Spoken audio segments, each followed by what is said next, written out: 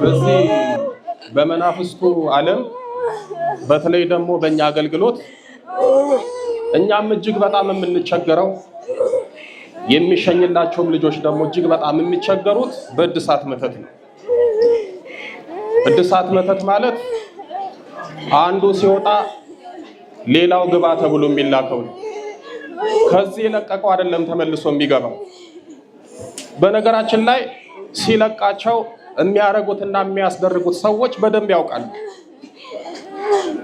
መተት በተለይ ደግሞ ከእድላችሁ ጋር የተያዘ የተሰራባችሁ የተደረገባችሁ ነገር ካለ ሲሸኝ የተዘጋው ይከፈታል፣ የራቀው ይቀርባል። ጀምራችሁት የቆመው ነገር ተስተካክሎ ይሄዳል። በፊት ሄዳችሁ አልደርስ ያላችሁት ነገር ከፍጻሜ ደርሶ ታገኙታላችሁ። ይሄ እንዳይሆን ምን ያደርጋሉ? ያሰሩት ያስመተቱት ሰዎች እድሳት ብለው መቼም ታውቃላችሁ። ስለ እድሳት አልነግራችሁ። ለምሳሌ ንግድ ፍቃድ ይታደሳል አይታደስም? ልክ እንደዛ ማለት ነው። በየዓመቱ ንግድ ፍቃድ እንደሚታደስ ሁሉ ሁለት አይነት እድሳት አለ። በየጊዜው በተሸኘ ቁጥር የሚታደሳል፣ ወይም ደግሞ ሁለተኛው በአመት አንዴ ወይም ደግሞ በ6 ወር አንዴ። እነዛ ሰዎች ቢሸኝ እንኳን እንደዚህ አድርግልን ቢስተካከል እንኳን አበላሽልን ብለው የሚያሳድሱታል። አንዴ ኮንትራት ይከፍላሉ ማለት ነው። እድሳት መተት በጣም ትጋት ይፈልጋል። ብዙዎችን ደግሞ ተስፋ ያስቆርጣል። መንፈሱ ሲገባ ሲወጣ ይሰለቻሉ፣ ያታክታሉ። በነገራችን ላይ የእድሳት መተት አንዱ ዓላማ የሄደውን እንዲተካ ነው። ከዛ የበለጠ ሁለተኛው ብዙ ሰዎች የማያውቁት ምንድነው? ማሰልቸት። ምን አልኳችሁ? ማሰልቸት። ሲታደስ ሲመለስ ሲታደስ ሲመለስ በማል ትሰለቻላችሁ።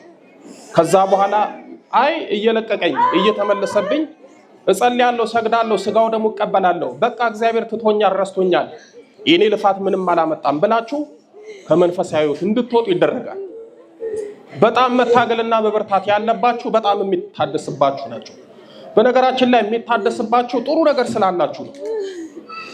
አንዱን ነገር ነጥቀው ብቻ ቢሆን ጥሩ ሌላም ስላለ ወይም ደግሞ የወሰዱትን ደግሞ በደንብ ለመጠቀም እድሳትን ይጠቀማሉ። እድሳት በጣም ያስቸግራል። ለኛ አገልግሎታችን ስለሆነ ችግር የለው። የሚያሳዝኑት እንደዚህ የሚሆኑት ናቸው። ባለፈው ተሸኘ፣ አሁን መጣ፣ ሰምቻለሁ፣ ቅዳሜ እንደምትሄድ ግን ይኸው አበለሻሸ፣ እዚህ ያስቀራል። ምን እንደሚሻለን አላውቅም። በነገራችን ላይ መቼም ጌታችን መድኃኒታችን ኢየሱስ ክርስቶስ መምጫው ቅርብ እንደሆነ በመጽሐፍ ቅዱስ ላይ በደንብ ተነግሯል፣ ተገልጿል። በተለይ የማቴዎስ ወንጌል ምዕራፍ 24 ቁጥር 3 ጀምሮ ስትመለከቱ ጌታችን መድኃኒታችን ኢየሱስ ክርስቶስ ለቅዱሳን አባቶቻችን ለሐዋርያት የመምጫውን ምልክት ወይም ደግሞ የመምጫውን የምጣር መጀመሪያ በዝርዝር ጽፎላቸዋል፣ በደንብ ነግሯቸዋል። ከዛሬ 2000 ዓመት በፊት የተነገረው ይሄው በዘመናችን ተፈጽሞ እናየዋለን። ግን የኛ ኃጢአትና የኛ በደል ደግሞ በእውነት ለተመጻተን የሚያሳጥር ነው የሚመስለኝ። የእግዚአብሔርን ትዕግስት ይፈታተናል። ብዙ ጊዜ ተናግሬያለሁ። በዚህ በመተት ዙሪያ ችግር ፈጣሪው ቤተክርስቲያንን የሚያገለግሉት፣ ችግሩን ደግሞ የሚፈቱትና የሚያስፈቱት ደግሞ ቤተክርስቲያንን የሚያገለግሉት ናቸው።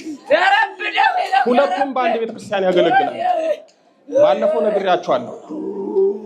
እውነተኛውን ጌታችን መድኃኒታችን ኢየሱስ ክርስቶስ የተሰቀለበትን ቅዱስ ሥጋው የተቆረሰበት ክቡር ደሙ የፈሰሰበትን መስቀል የጨበጡ ካህናት አሉ።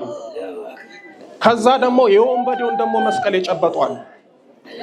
የነ ጥጦስን የነ ዳርክስን ወንበዴ ተብሎ በግራ የተሰቀሉት ግራውን መስቀል ይዘው ይኸው የሰውን ሕይወት ያመሰቃቅላሉ። መቼም ያው ከኑግ የተገኘ ሰሊጥ አብረ ተወቀጥ ይባላል። እነዛ በሚመትቱት ሌሎቹ ደግሞ የሚያገለግሉት ደግሞ አብረው ይነቀፋሉ፣ ይሰደባሉ። ችግሩን መፍትሄ ያለው ቤተክርስቲያን ውስጥ ነው። እግዚአብሔር ከዚህ ይጠብቀን።